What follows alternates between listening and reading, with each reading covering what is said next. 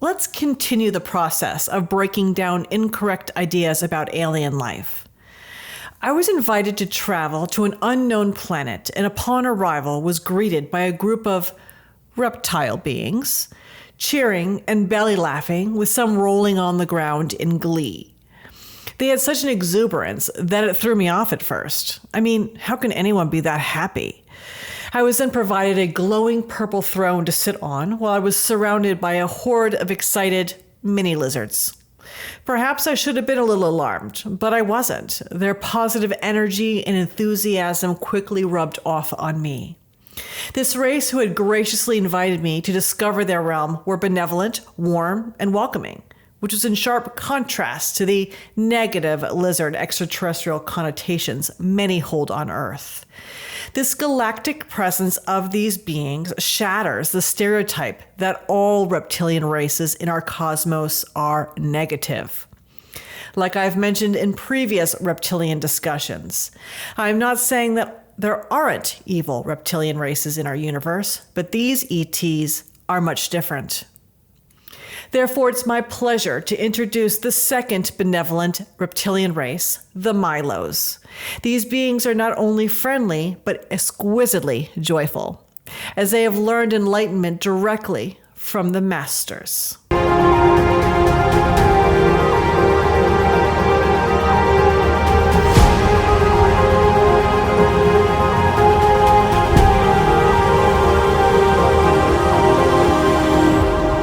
Good morning, good day, or good night, whatever time it may be in the world where you're watching.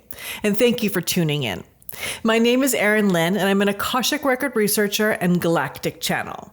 So please make sure to subscribe and like this video so we can get the word out about our extended Galactic family. In this episode, we are featuring the second unknown benevolent reptilian species.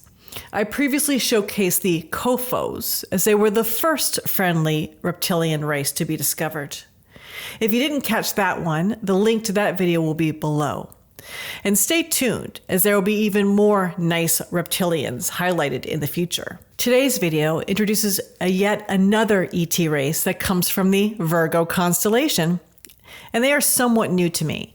At the time of this recording, about 3 years ago, I began encountering Akashic record reading clients who are starseeds from this realm. However, these starseeds are so uncommon on Earth that most of the data presented here comes from channeled information directly from the beings themselves. I've not had the opportunity to test it out on many clients, but they requested that I make this video about them at this time. So the exact location of the planet that these beings call home isn't really clear, but I've been told this alien race inhabits a small planet with the Bayer designation of Omicron Virginis. And according to its Bayer designation and Greek alphabet letter, it means it is the 15th brightest star in Virgo. But there's some confusion and discrepancies on our star maps regarding the location of this star. So sometimes that general area is called Phi Virginis or Elgafar. However, I'm told that none of those names are accurate, nor is that the actual home world of those reptilians. So it's just nearby.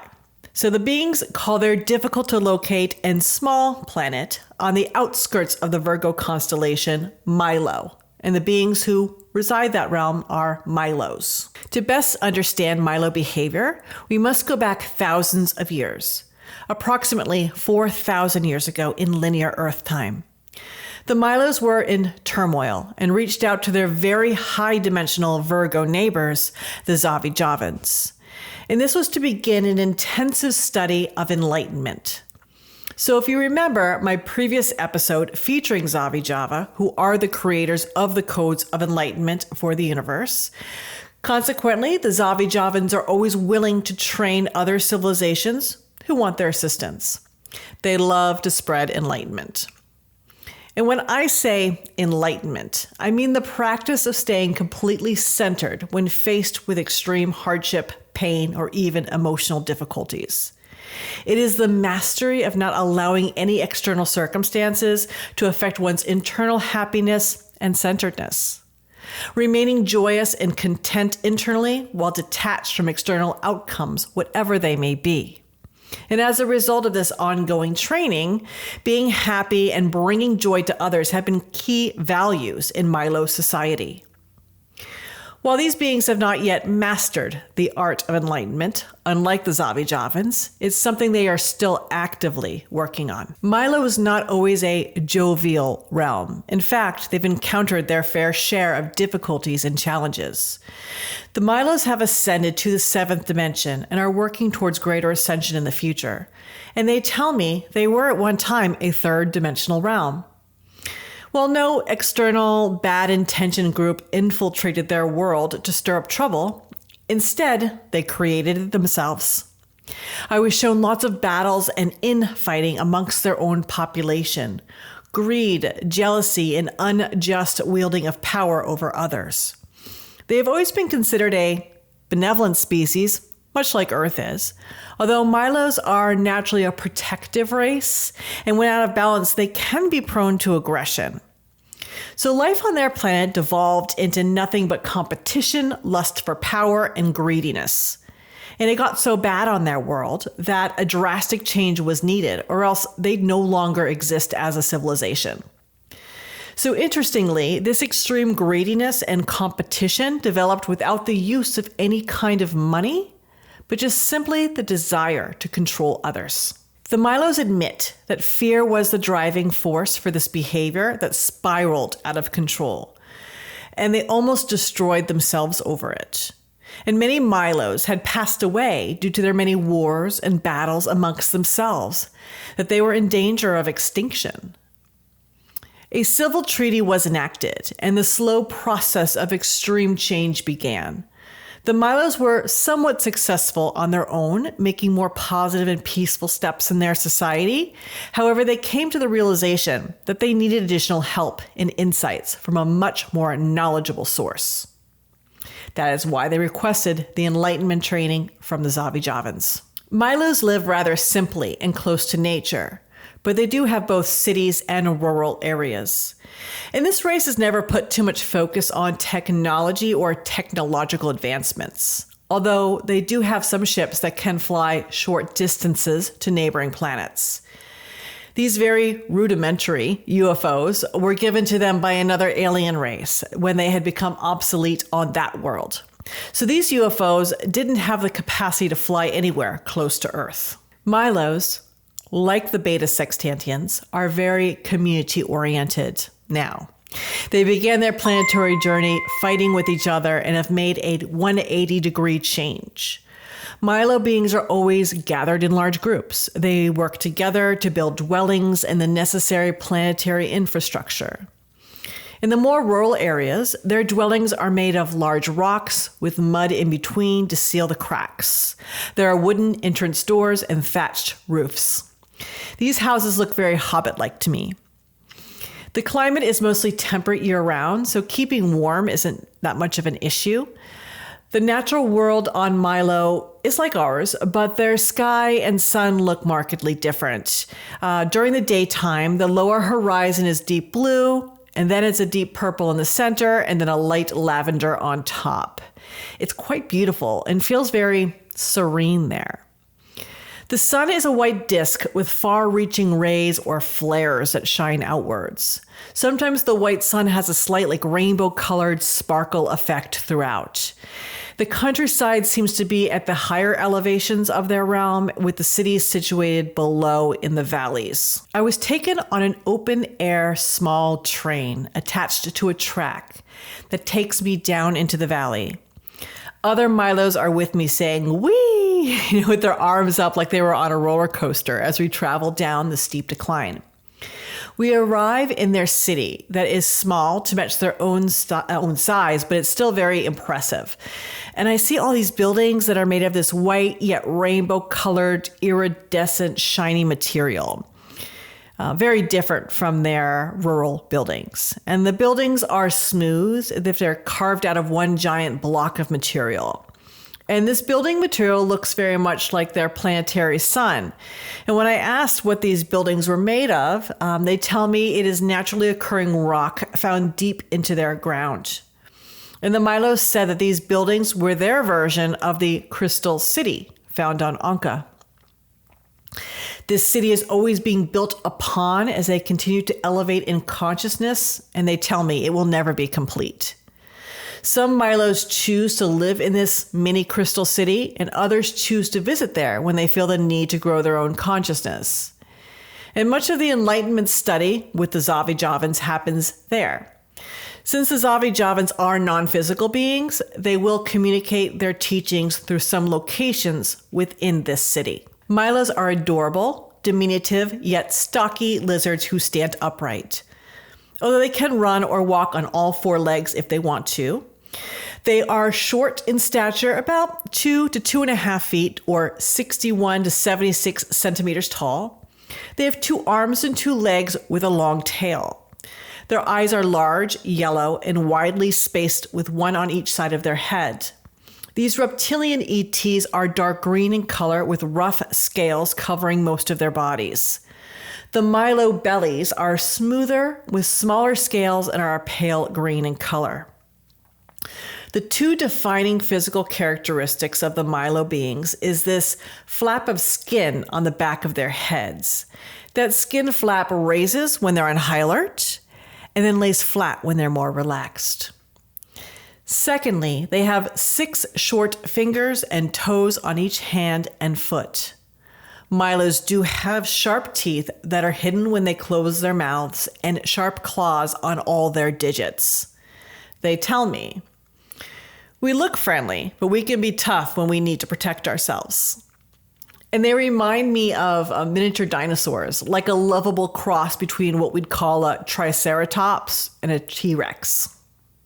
Mylos are very busy, and they're always running around, and they're quick too. They're often observed showing how happy they are by jumping with glee.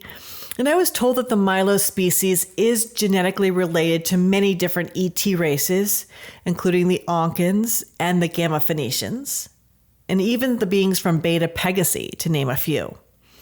Interestingly, they are not genetically related in any way to the kind reptilian Kophos or the negative Dracos. They are joyful beings who are quite expressive, and they tell me we are happy on the inside, so it shows on the outside. Mylo beings are optimistic and very tapped into the universal realm of endless possibility. They say, the sky is the limit. And from what we know about them thus far, I would agree they have more than demonstrated the capacity for massive and widespread positive change. As friendly, sweet, and positive the Mylos are, they do have a strong protective streak within them. They are protective of each other and their way of life. And these beings are good at keeping appropriate boundaries, both at the physical and energetic levels. And while the Mylos are a happy race, they definitely aren't pushovers either.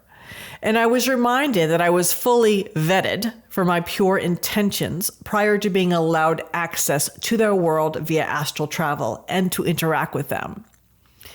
Therefore, they may be hesitant to allow others to interact with them at this time. Currently, in their societal development, they have managed to balance those aggressive tendencies and use them in a more productive and appropriate way. Mylos are also kind of get things done types who are naturally high achievers in all areas of their lives. Whereas the type A or high achievers living on Earth may not have the patience and get frustrated for the time it takes to improve or make big changes. And I include myself in that impatient group. But the Mylos know that transformation takes a long time and a lot of work, and they're willing to do what it takes as long as it takes them to get where they want to go. As a result of this inherent Mylo ambition, they are highly inquisitive and intelligent species, and they have this thirst for increased knowledge and understanding. So therefore, like the previously covered Alchibans, some Mylo starseed representatives who are very trusted members of their society and have held leadership positions may have had earthly lifetimes to gather data as kind of like boots on the ground. And these souls then send their observations back to their home world. And this information is not viewed in a judgmental way, just in a desire to understand how other civilizations operate and deal effectively or ineffectively with their own unique societal problems. As far as this ET race has already come, they're still working to reach for those even greater heights. The Mylos wanted to explain their planetary history in more detail. There were many extended tribal wars that took place over tens of thousands of years. And I was shown visions of terrible mass unaliving of many Mylo females of childbearing age. Through some sort of surprise attack, the females in one group were rounded up and brutally taken out. And it seems as if there was maybe tens of thousands in one day alone. And there were many days of this terrible event. And this incident was one of the worst injustices, an example of their own brutality in their historical record. And it was a technique to exert control over one group. This way, they limited the opposing group's ability to expand their population and hence grow more powerful. If there are no more females to make more Mylos, then they will ultimately go away or become such a small group that they cease to be a threat. All Mylos look similar, from my perspective at least. So they don't look much different from each other. However, the different tribes who were warring with each other were separated because they inhabited these different sectors of land. And each sector's population developed their own slightly different culture and belief systems. Much of their planet was uninhabited because it was deemed off limits to live on or cultivate much of that land. And they make the planet Mylo back then seem like a larger version kind of Australia, where the populated sectors were on either side of the planet, either on one side, north or south, and the other side, north and south. And the off-limits land was this large expanse in the middle, and it was a strategic location. When I asked why the central area was forbidden to use, I was told that when their planet was created, there was a charter in place that intentionally separated the Mylos from each other. And it was put in place by the creators of their world to see how they managed the physical separation and cultural isolation. Like a big experiment for those souls who choose to incarnate there. And expanding on what the Mylos shared about their own tragic history, in my opinion, this explanation of intentional planetary manipulation from the very beginning is eye-opening for how Earth, too, may have been designed. Perhaps we, too, are going through these changes and traumas to create a specific learning experience and data point in the universe. Anyways, something to think about. Furthermore, the Mylos wanted to add that when they were a much younger planet and were in the third dimensional realm, the beings themselves were physically smaller, almost half the size they are now. The Mylos explained that as their ascension process took off and their world became less spiritually and etherically dense, what then occurred was as a species they increased in size just over a few generations. And they show this density as literally pushing down on something to keep it small, whether that is physical size or consciousness. And the Mylos tell me that they expect the human species on Earth to follow that trend as they begin to really ascend. Let me know in the comments what you think about this tiny, benevolent reptilian race. And what do you make of their ability to completely change the course of their society from near collapse to extreme joyfulness and immersed in the study of true enlightenment? Do you think that if the Mylos can accomplish this, why can't we on Earth make a similar societal change? Any ET groups mentioned here that I've made videos about before will be linked in the pinned comment. If you enjoyed this video and want to see more content like this, kindly like and subscribe to the channel. Click that notification bell and watch my other videos highlighting other unknown galactic races in our universe. And should you want to have your Akashic record read by me, the link to the website is below. And in the meantime, I love you all and welcome to a higher dimension.